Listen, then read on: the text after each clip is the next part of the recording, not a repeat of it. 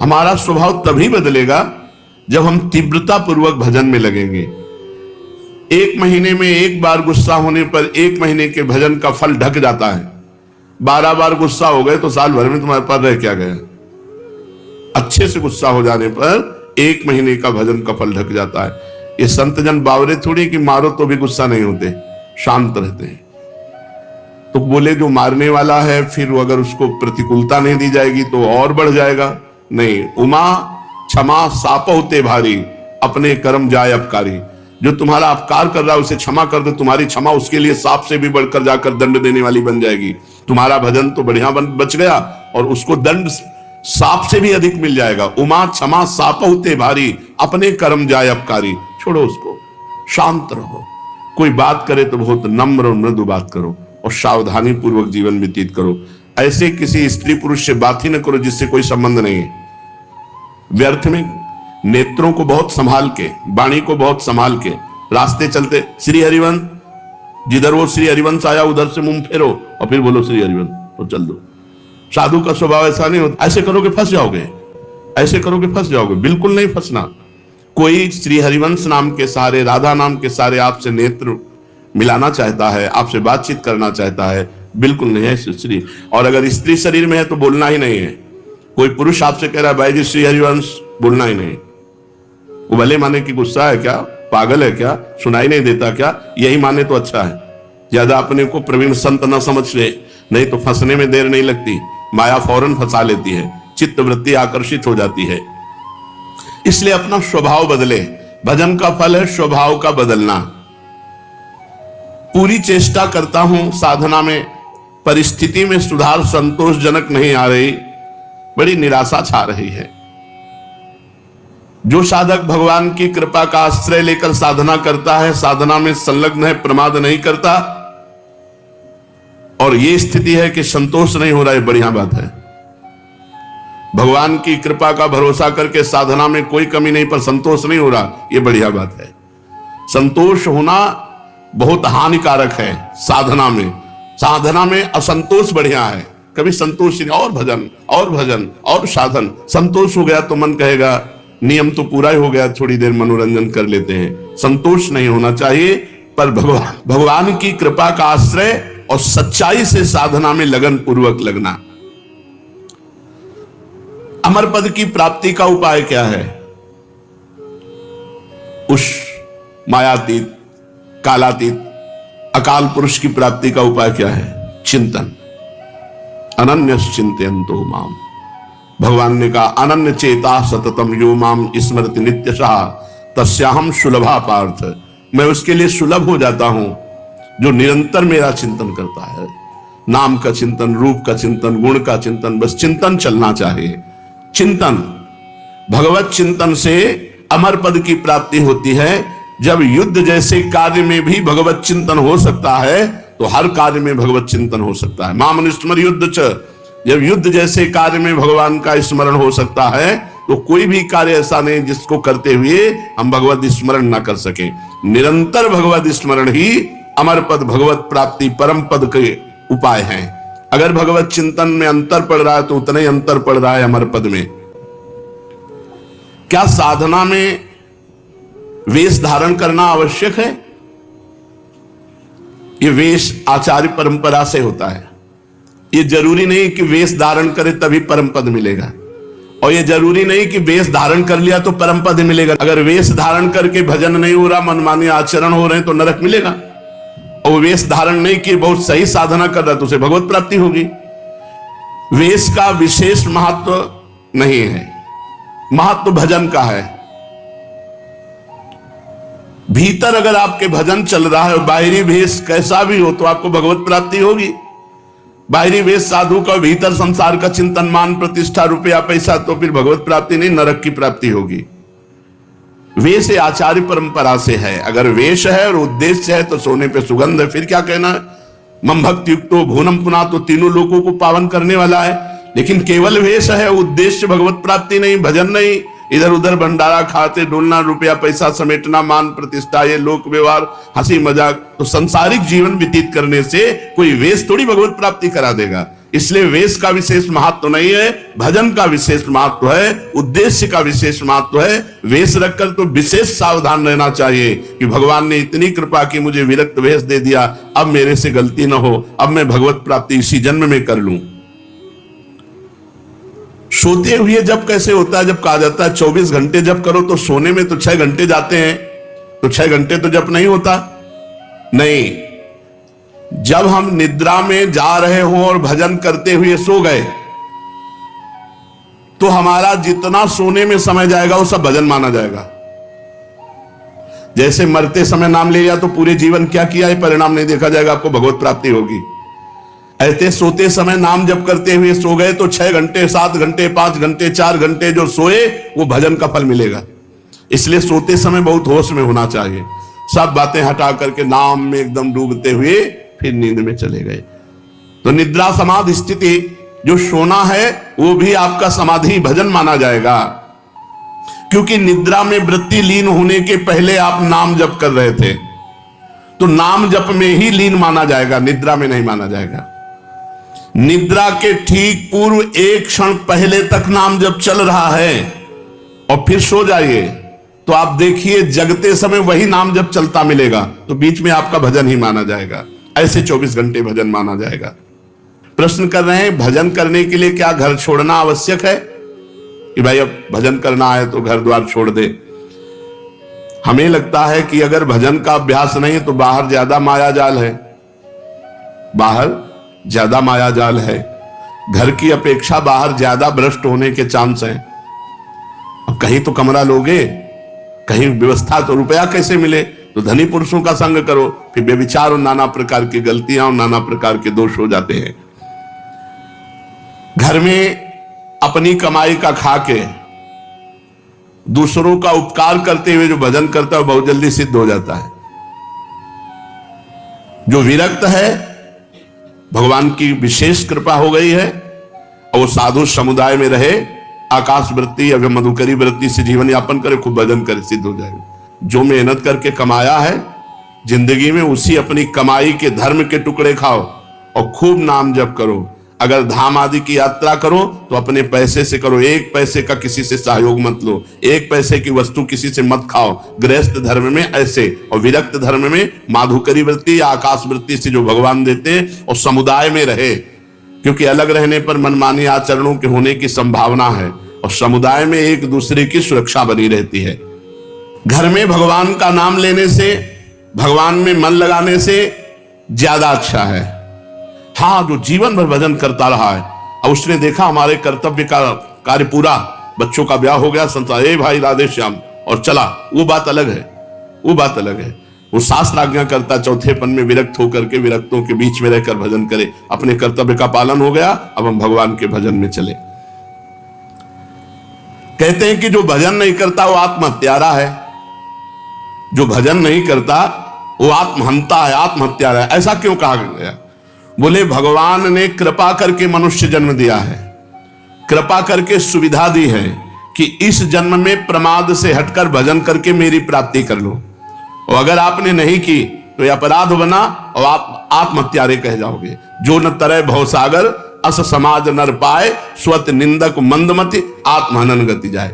जैसे कई बार बताया है कि भारतीय सरकार किसी आदमी को विदेश भेजे और सारी सुविधा वहां, घर मकान स्त्री पुत्र परिवार सब सुविधा दे, और अपना सरकारी काम बता दे कि ये काम करना है। अब उसने सरकारी काम तो किया नहीं, सरकारी सुविधा का भोग करके बेटी बेटे को पढ़ाया, ब्याह किया, सब किया, सब किया, और जब भारत लौटा तो उसे पूछा गया वो कार्य, जिस कार्य के कारण आपको विदेश भेजा गया था, जिस कार्य के कारण आपको सुविधा दी गई थी, वो कार्य? बोले वो कार्य तो नहीं हुआ, तो वो दंडनीय अपराध होगा और उसे जेल मिलेगी, क्योंकि उसको उस कार्य के लिए सारी सुविधाएं दी गई थी। तो भगवान ने मृत्यु लोक में मनुष्य रूप में हमें भेजा भारत में, किस लिए? जाओ साधन धाम मोक्ष कर द्वारा, साधना करो और अपने जीवन को मुक्त अवस्था में लाओ, भगवत प्राप्ति कर लो। तो लड़का पत्नी परिवार सबका पालन पोषण किया, खूब सब कुछ किया, लेकिन प्रधान सरकारी कार्य भजन करके भगवत प्राप्ति ये नहीं किया, तो आपको जो गति आत्महत्यारे की होती है वही दुर्गति आपकी होगी। हम आपसे और समझना चाहते हैं। कुछ ऐसा कहा जाता है कि अगर राम के साथ सीता की उपासना न करे और कृष्ण के साथ राधाजू की उपासना न करे तो नरकगामी होते हैं, ऐसा सुना है? नहीं, शास्त्रों में जो वर्णन है उसको समझना है।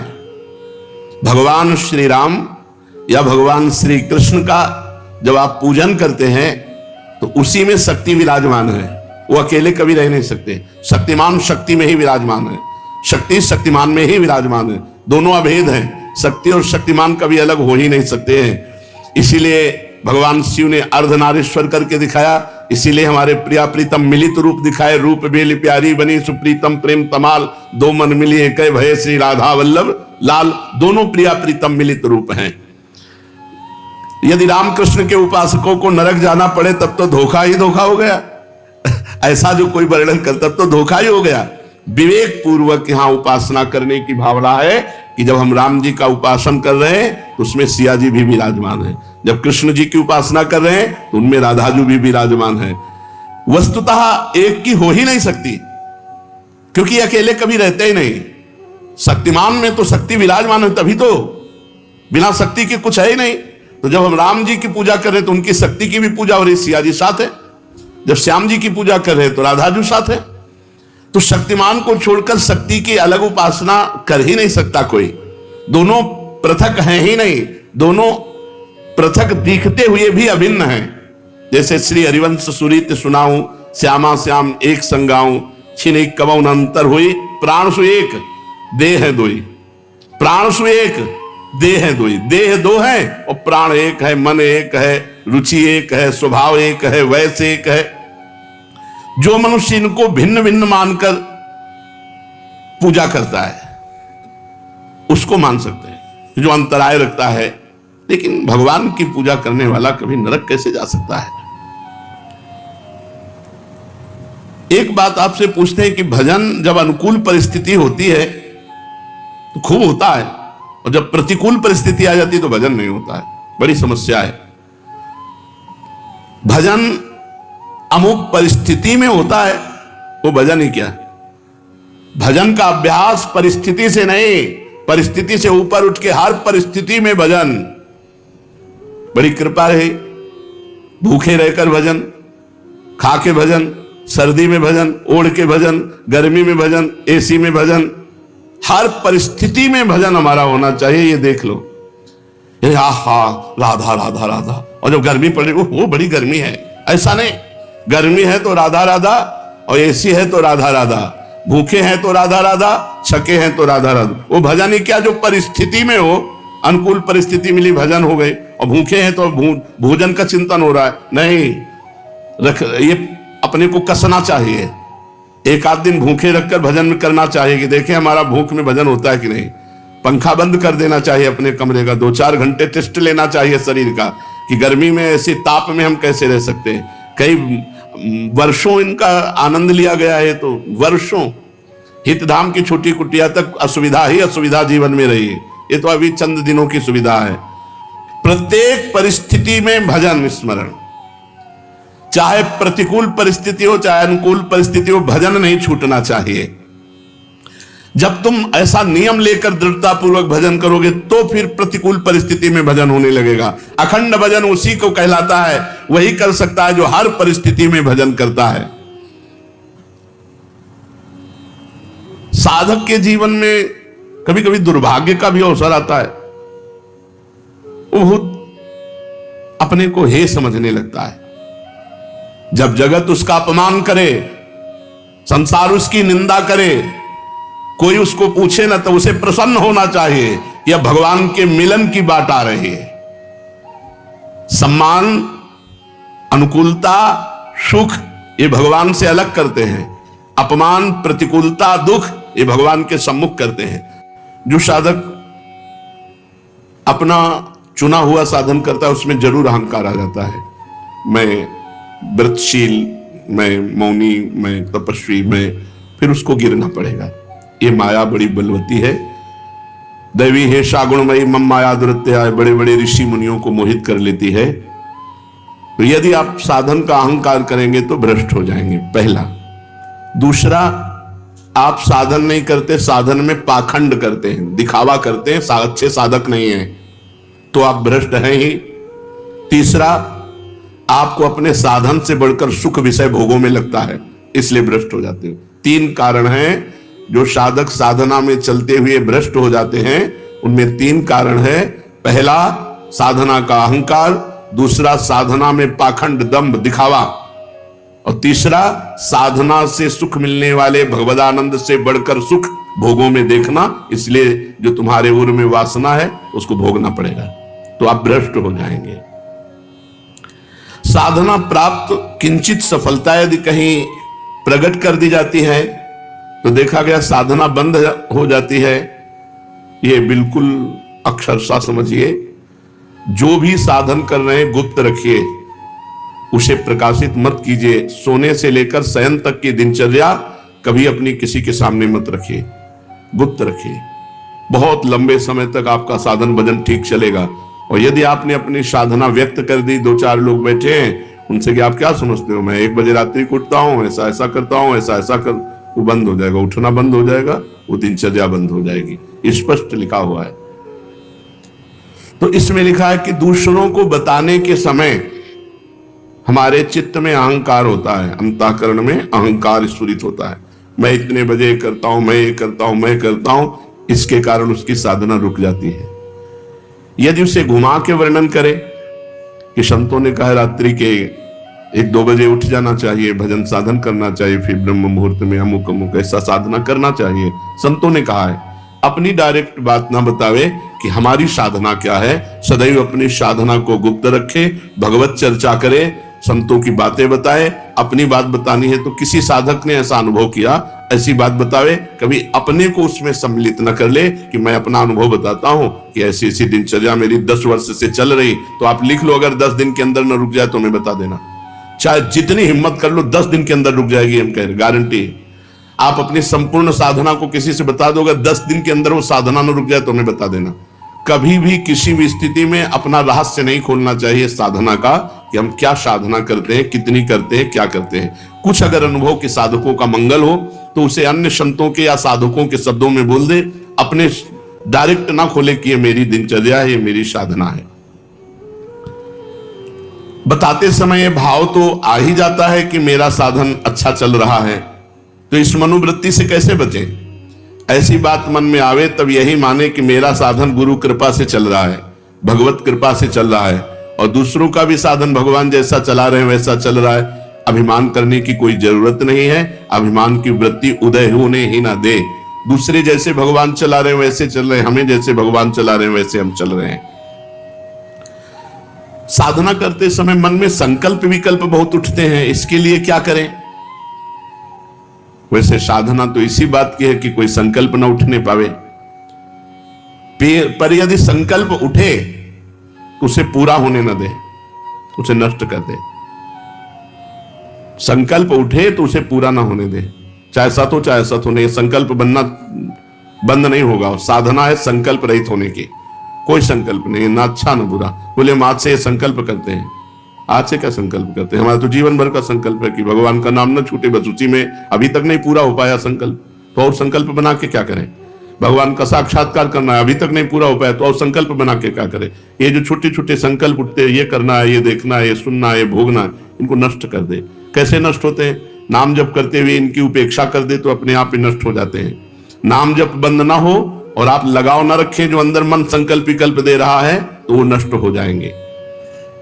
अगर परमार्थिक शुभ संकल्प कोई हो तो उसे आदर दे दो, नहीं तो परमार्थिक व्यवहारिक दोनों खत्म। बिना संकल्प के चलने दो। संकल्प रहित साधना ही भगवान की प्राप्ति का है। कोई संकल्प नहीं, कोई संकल्प विकल्प नहीं। इतना जपना ये भी संकल्प नहीं, निरंतर जपना है ये संकल्प। हमारे जीवन का लक्ष्य है एक भी श्वास खाली ना जाए, एक भी मिनट व्यर्थ ना जाए। पूछत रीति भभूकत धावत, श्री सेवक जी महाराज लिखे। नहीं, कैसे बदले? भजन का तीव्र अभ्यास। भजन से जब हृदय शीतल हो जाता है तो कोई गाली भी देता है तो उत्तर देने का मन नहीं होता। कोई गुस्सा भी दिलाता है तो इतनी शीतलता है कि गुस्सा ही नहीं आती। भजन का तीव्र अभ्यास और भगवान से कृपा याचना करना कि हमारा स्वभाव बदल दो। सेवक जी कह रहे हैं, या जो पर्यो मोहि सहज स्वभाव, से हरिवंश नाम रस चाओ,